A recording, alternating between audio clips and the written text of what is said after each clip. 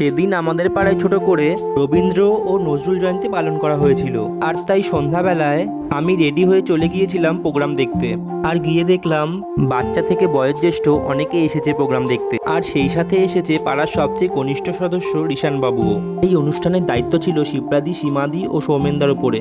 ওদিকে বড়মা ভাইজির নাম এন্ট্রি করিয়ে দিল, আর ও অপেক্ষা করতে থাকলো ওর নামটা কখন ডাকবে। আর এদিকে এই ভাইটি কবিতা পাঠ করতে গিয়ে একটু নার্ভাস হয়ে গেল। আর তারপর সীমাদির সহযোগিতায় ও খুব সুন্দর একটা কবিতা পরিবেশন করলো। এরপরেই ডাক পড়লো সব থেকে ছোট প্রতিযোগীর।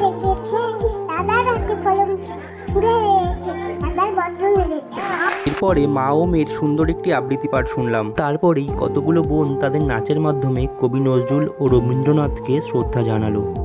আর তা দেখে এরাও এদের নাচ শুরু করে দিল, কিন্তু স্টেজের উপরে নয়, স্টেজের পিছনে।